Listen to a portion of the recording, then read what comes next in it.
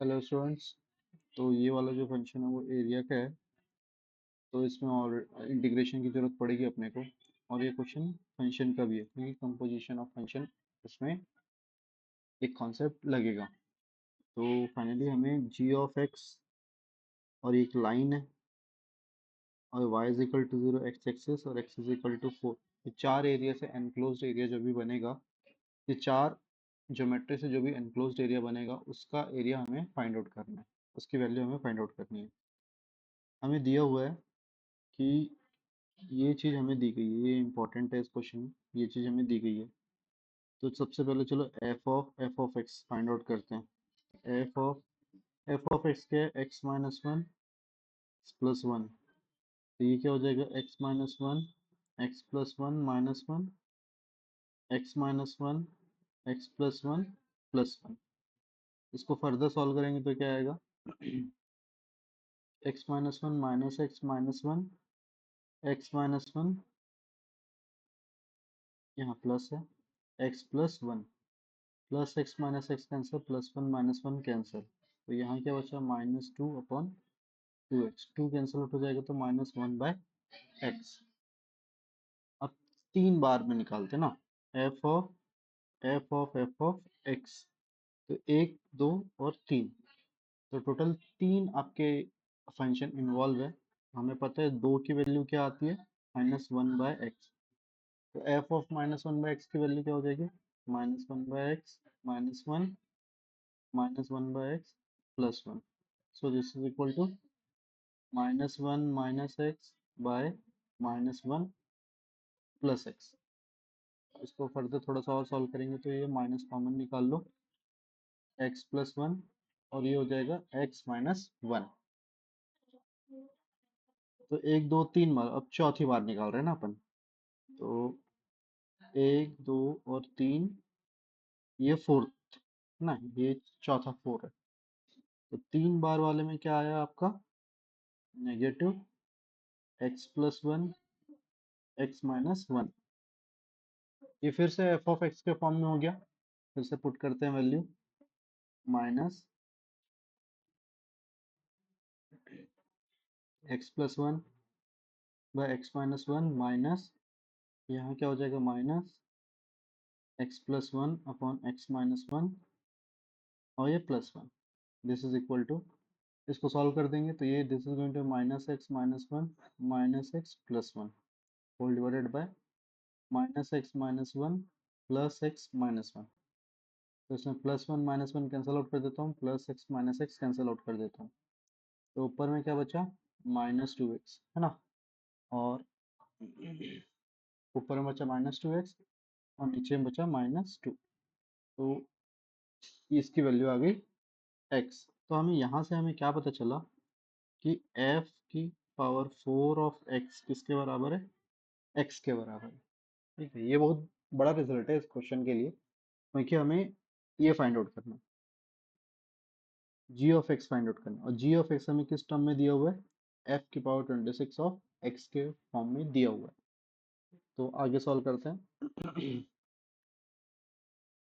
Ji of x is nothing but negative of f की power 26 of x, है ना। ये हो जाएगा, ये गिवन है अपने को। G of X plus F की power 26 of X equal to zero. ठीक है, तो फर्दर आगे सॉल्व करेंगे तो क्या आएगा?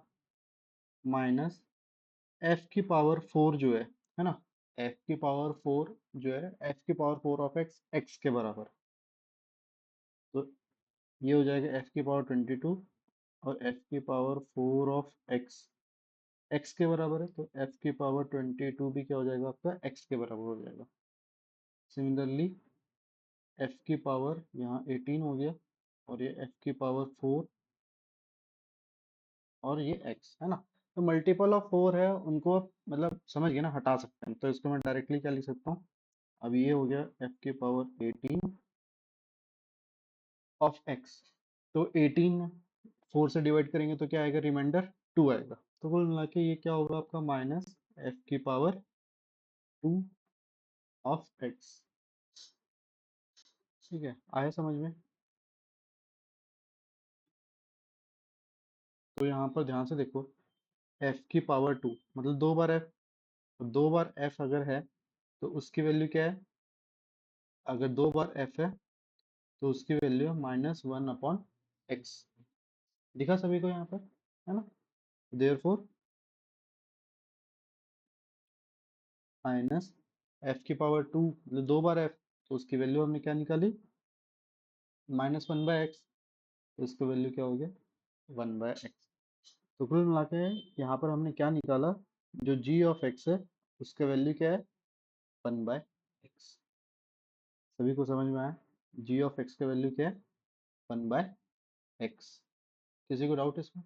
चलो आगे बढ़ते हैं। थोड़ा सा स्पेस का यहाँ पर कंस्ट्रेंट हो गया, चलो कोई बात नहीं। नीचे प्रोसीड करना भी मुश्किल है। एक मिनट, एक पेज लेते हैं।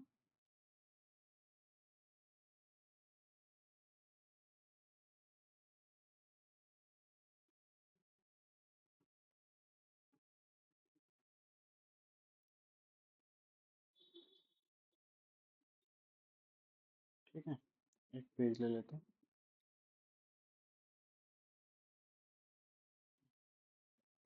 तो अभी हमने क्या निकाला उसको थोड़ा देख लेते हैं और थोड़ा सा कट कर देते हैं।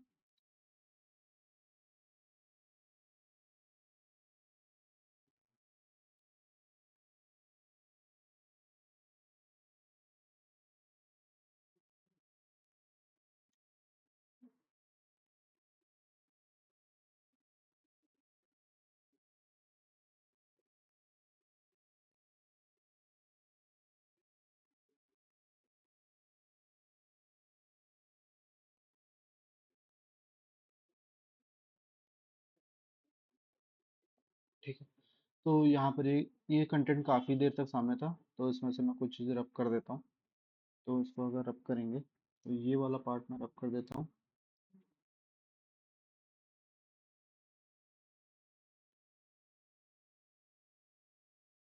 ये 3 बार निकाले थे वो रब कर देता हूँ। फिर ये 4 बार निकाले थे वो रब कर देता हूँ। और फिर फाइनली हमने जी ऑफ एक्स की वैल्यू निकाली थी, उसको मैं रेड से लिख देता हूँ क्योंकि वो हमारे काम आएगा। जी ऑफ एक्स हमने क्या निकाला था? 1/x। बाकी चीज़ों को रब कर देता हूँ, है ना? जी ऑफ एक्स क्या निकाले थे? 1/x।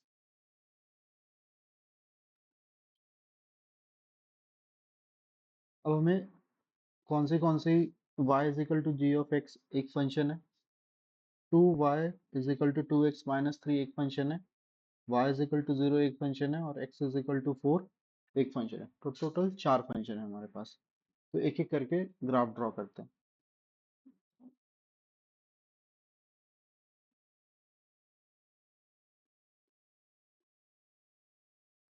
लाइन ड्रॉ करेंगे सबसे पहले। तो सबसे पहले लाइन ड्रॉ कर लेते हैं ना, क्योंकि चलो चलो सबसे पहले जी ऑफ एक्स ड्रॉ कर लेते हैं। जी ऑफ एक्स ड्रॉ करना आसान है। जी ऑफ एक्स हमें यहाँ पर दिया हुआ है कि एक्स जो है हमेशा 1 से बड़ा होगा, ये हमें गिवन है। तो ये फंक्शन जो है वो आगे जाएगा, मतलब इस साइड वाला नहीं बनाएंगे अपन लोग। बोलने का मतलब ये, इस साइड वाला भी नहीं बना रहे, सिर्फ इधर वाले ही बना रहे। इधर वाले की जरूरत पड़ेगी और ऐसे भी आगे चल के पता चलेगा तुम्हें। फिर ये वाला जो लाइन है ना, ये वाला जो लाइन है इसका प्लॉट करते हैं। तो जब x is equal to zero है तो y क्या है? -3/2।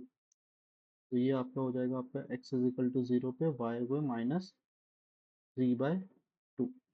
और जब y is equal to zero है तो y is equal to zero है तो आपका x का वैल्यू क्या हो जाएगा? 3/2। तो यहाँ से लेते हुए एक लाइन बना लेते हैं। ये एक लाइन हो गई। एक नेक्स्ट हमें क्या गिवन है? y is equal to zero मतलब x एक्सिस गिवन है। और फिर क्या है? x इक्वल टू 4 मतलब ये पैरेलल टू y एक्सिस। ये x इज इक्वल टू 4 है। इस पॉइंट को मैं मान लेता हूँ P है, इंटरसेक्शन पॉइंट। किसका किसका इंटरसेक्शन पॉइंट है? g ऑफ x और इस लाइन का। इस लाइन की इक्वेशन क्या है? 2y 2x-3। ओके, यहाँ तक समझ में आया? हमें कौन सा एरिया फाइंड आउट करना है? हमें ये वाला एरिया फाइंड आउट करना है।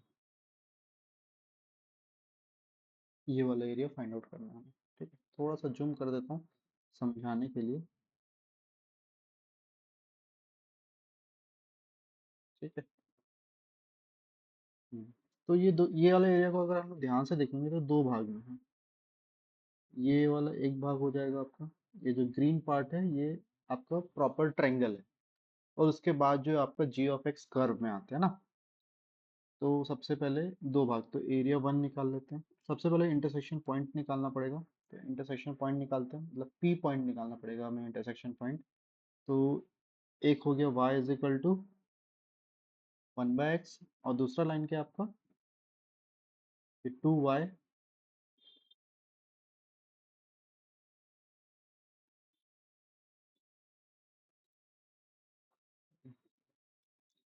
तो एक फंक्शन हो गया आपका y is equal to 1/x, और एक क्या हो जाएगा, 2y is equal to 2x-3। Value put करते हैं, y is equal to 1/x है, 2x-3, तो 2 is equal to 2x² minus 3x, तो ये 2x² minus 3x minus 2 equal to 0। 2x² minus 4x plus x minus 2 equal to 0, तो 2x common निकल जाएगा, x minus 2, और ये हो जाएगा x minus 2 equal to 0। x minus 2, 2x plus 1 equal to 0, तो x की दो वैल्यू है, x इज इक्वल टू 2 और x is equal to minus 1/2। Okay, तो ऑब्वियसली नेगेटिव तो होगी नहीं, ये फर्स्ट क्वाड्रेंट में है, तो ये p के कोऑर्डिनेट क्या हो जाएंगे, एक तो हो जाएगा आपका x इज इक्वल टू 2, अगर x अगर 2 है तो y की वैल्यू क्या हो जाएगी 1/2।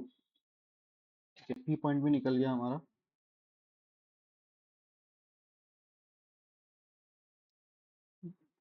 अब एरिया निकालते हैं, तो सबसे पहले एरिया वन निकाल लेते हैं, जो कि राइट एंगल ट्रायंगल है, तो हाफ इंटू बेस।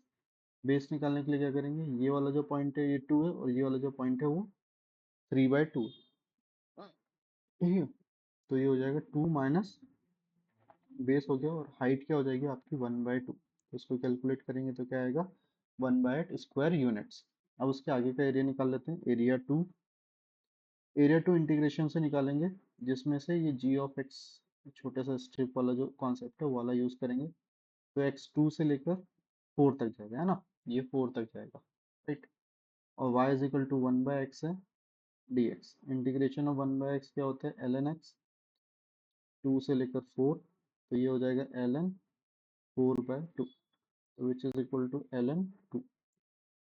एरिया 2 भी आ गया, तो टोटल एरिया क्या हो जाएगा, a1 प्लस a2, तो a1 क्या है आपका 1/8, a2 है log with base e ln 2, तो ये आपका आंसर हो गया, दिस इज योर आंसर।